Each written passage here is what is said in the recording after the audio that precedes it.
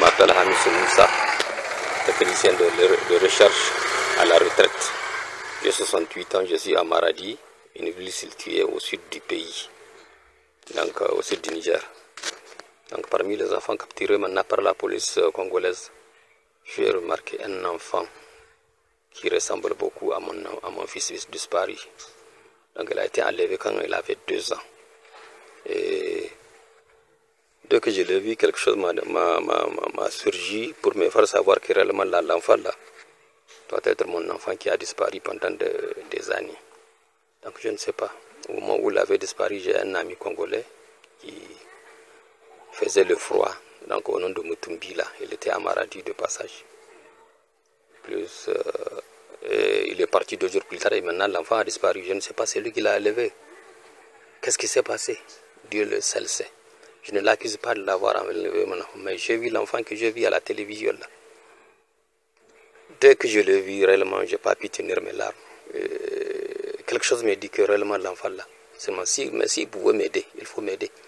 À savoir au moins son nom et prénom, et qui étaient ses parents. Donc, je ne sais pas, mais réellement, moi, quelque chose me dit que réellement l'enfant là, c'est mon enfant qui disparu.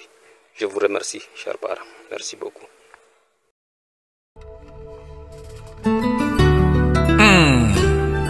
Congo, mon pays pleure, mon pays souffre à cause de sa richesse.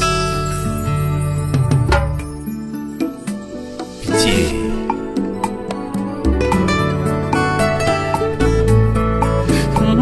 Congo ekomi lokola gâteau d'anniversaire.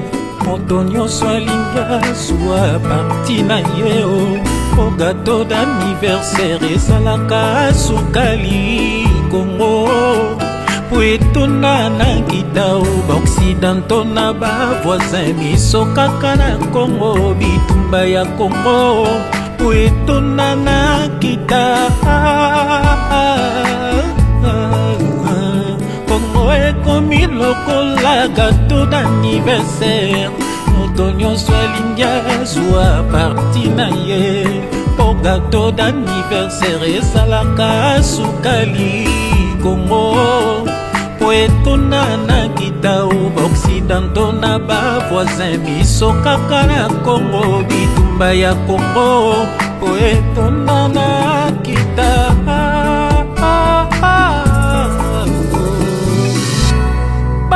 viole mama na miswa bana o papa kutu makasi esili bato basoki mandika bakoki mandenge nini nzambe tateskozomona sunga Kongo nengo sungaki bana Israele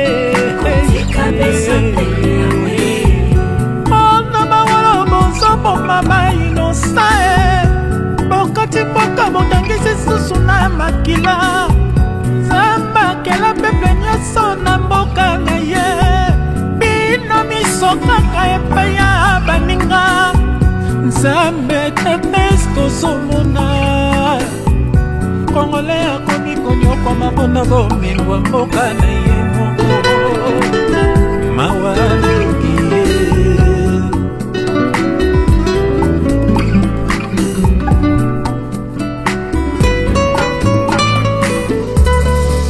tondisa bomengo na mboka Congo abebisa biso bongo tokota na distraction bafaux politicien bafaux pasteur na bafaux musicien bakanga Kongola notage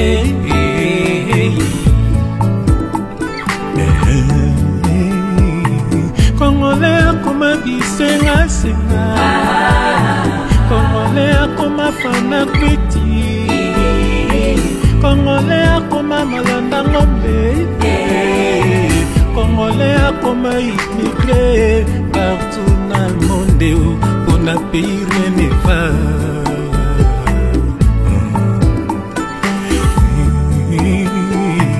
Kongole akoma bisenga Kongole akoma fana kwiti Kongole akoma malanda ngombe Kongole akoma immigré on a payé rien n'est pas.